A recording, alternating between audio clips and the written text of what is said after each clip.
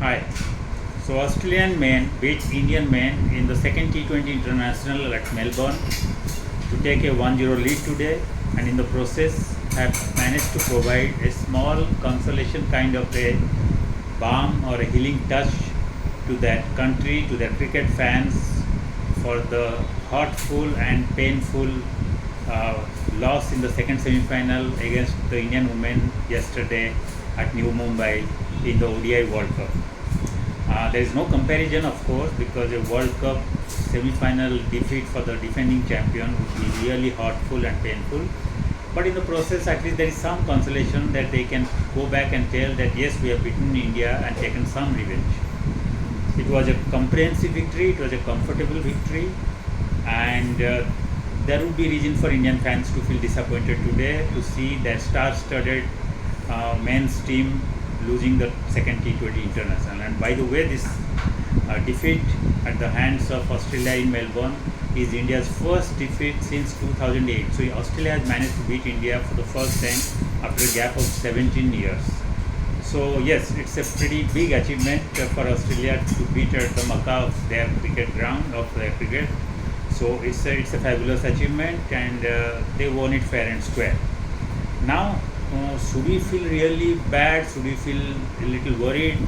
My answer would be no at this stage, because when India realized in 2022 after their humiliating loss in the World Cup, T20 World Cup to England, where they found that the whole world has moved ahead and they have been fallen behind, they realized that old template from 2007 was not going to work, because the entire world was playing in a different template where there was the elite teams were playing a very aggressive cricket, where now the 200 was the 180 of 2007 and 180 was the 160. So there was no room for a team to play conservatively and score 160 and then hope to win, because opponents would be going all out attack in the power play, and there would be no anchoring concept. So all these things India realized, and then they tried to change their approach and came out with a new approach and new template.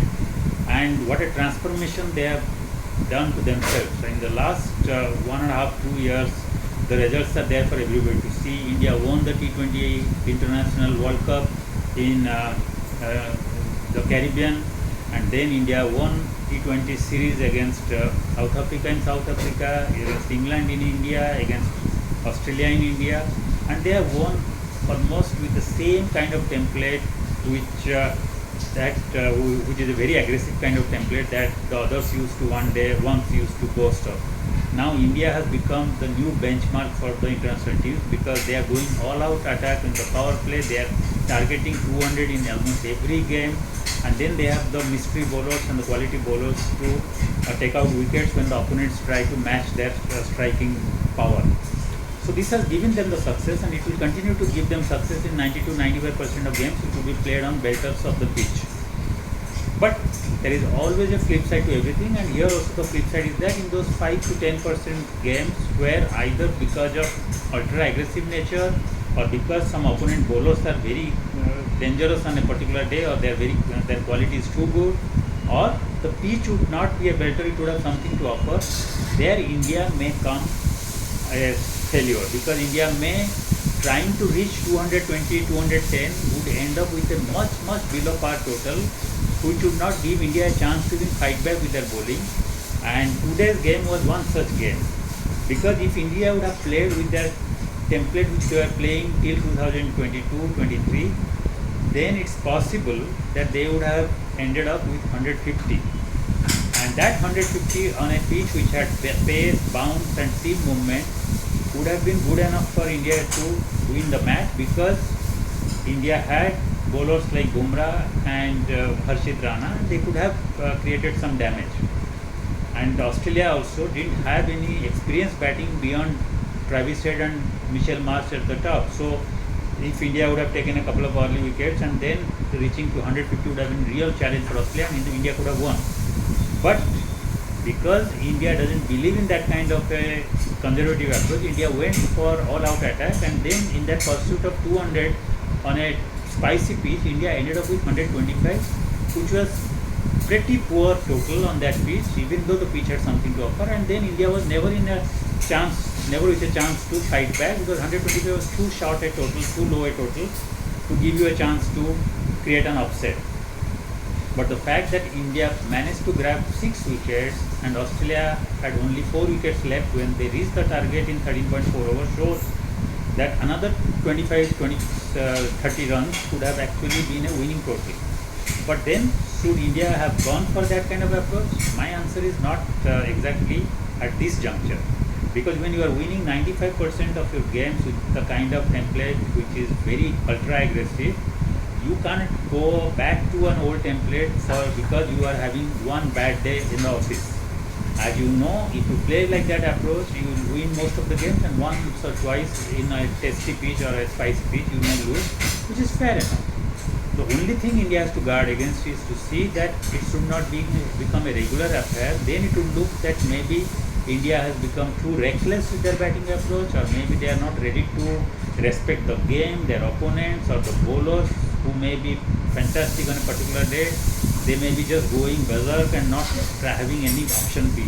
So if that happens too frequently, then that would pose serious problems and risk for big ICC tournaments like the World Cup coming up in 2026.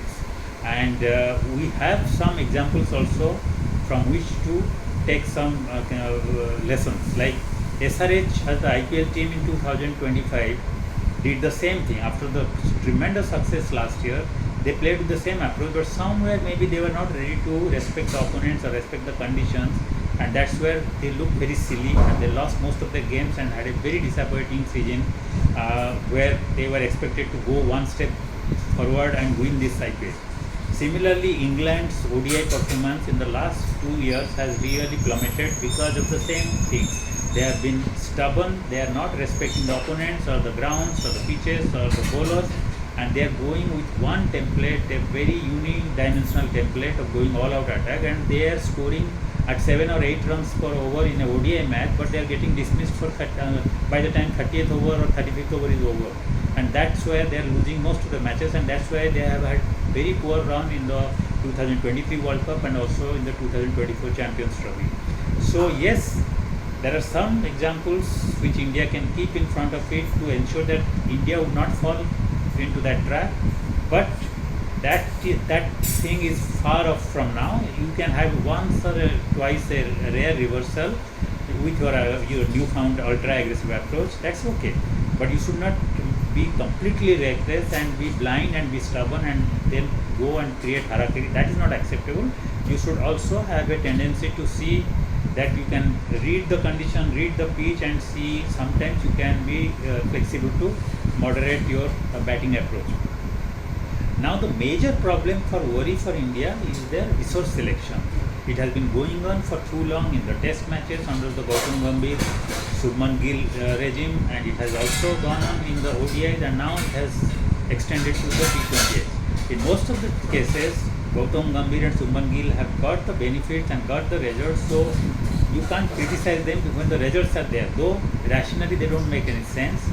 But in the T20I, when they lost it so badly today, one has to call it out, because just because the results go either way, you cannot say a bad decision becomes a good decision. So if you are winning, you cannot call a bad decision a good decision, and if you are losing, you cannot call a good decision as a bad decision. So keeping ourselves in a very neutral manner and not looking at the result, we have to just look at some decisions which are looking baffling. For example, you are going on to play a T20I match on a MCG pitch which had plenty of bounce, seam movement, and which was really helpful for the seamers. And yet you went with one specialist seam bowler and a bowler who could bowl seam, but he's not your second seam bowler yet.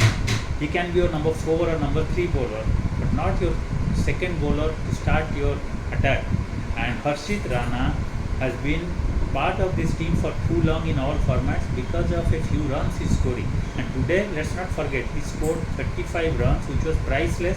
Otherwise, you could have ended up with only 80 or 90, because your two batters, one is a batter, Abhishek Sharma, and one is a bowler. They combine together to give you 103 runs out of 125. So just imagine if Harshit Rana would not have played that match, and if suppose a specialist bowler would have played, then you could have landed up with 90, and then the same criticism would have come that what is the benefit of a specialist bowler when you are absolutely have no chance to defend that target. So one can be aware of that fact. But the question is, after that, he comes into bowl and bowls 2 overs, gives 27 runs. And nowhere he looked capable of utilizing the conditions which was so conducive for seam bowlers, at least in the beginning. And that's where the match was already surrendered. So it doesn't matter whether it was 90 or 125. When you give 27 runs in 2 overs and the opponents reach 50 for no loss in 4 overs or 4.5 overs, match is over. So that 25 runs or 35 runs you score have no meaning unless you back it up with a good spell. So one has to look at it, and I'm not saying that Harshit Rana shouldn't have played today's match. Maybe some of the one days or test matches there is some question mark over whether he should have played. But today he should have played because his runs were priceless and he was required in that T20I setup, especially considering Nitish Kumar Reddy has been ruled out for 3 T20Is. But the question is that did you need to play 3 spinners?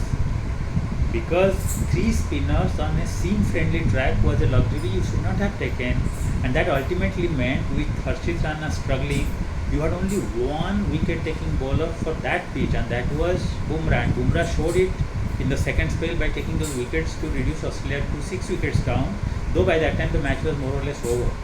But if you had Bumrah, Arshdeep Singh and then Harshit Rana as your backup seamer, so then those 3 seamers in the power play would have been a handful, and if Arshdeep Singh could have snapped up a couple of wickets and Bumrah would have come back to put pressure to take a couple of wickets, then at 35 or 40 for 4, Australia could have struggled, and then that 125 also could have been a fighting total.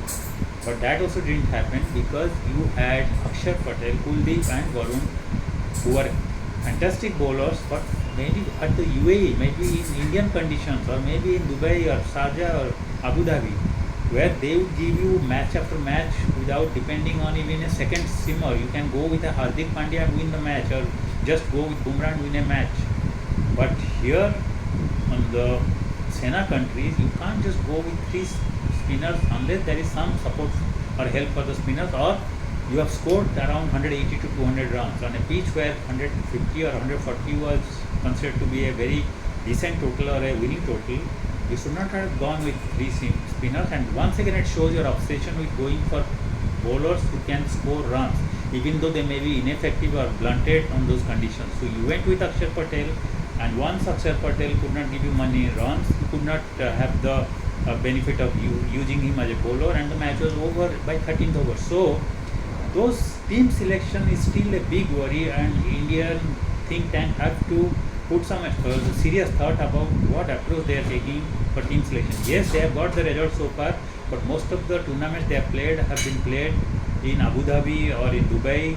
So the Champions Trophy or for that matter the Asia Cup have been played there, and there this type of team selection is fantastic because your 3 spinners are going to help you in the matches, and then your batters are going to give you a good score because in the front end they will be scoring heavy when the ball is new and the ball is hard, and there is not much lateral movement or seam movement or bounce. But when you are playing in Australia or South Africa or say New Zealand or England, this approach will come to haunt you. And if in Indian conditions, again India plays the World Cup and the conditions are almost like the Dubai condition, they will be slow, sluggish and they will be turn, then also this approach will be helpful. But if you land up in a place where there is some grass or a little movement, or there is some movement under the floodlights, and if you are going with this kind of approach and the opponents put you into bat and then you have got a below par total, then you will be almost out of the match, and if it's a knockout match then there will be no coming back. So that is the only thing one has to worry. Otherwise, in terms of the approach and the templates, I think right now we should not have much to worry unless it becomes a chronic problem. So yes, it was a bad day in the office for Indian team, but still 3 more games to go and they can always bounce back because they have done it in the past. They can do it. They can still win the series comfortably. So let's hope for the best and wait for the third match. Thank you.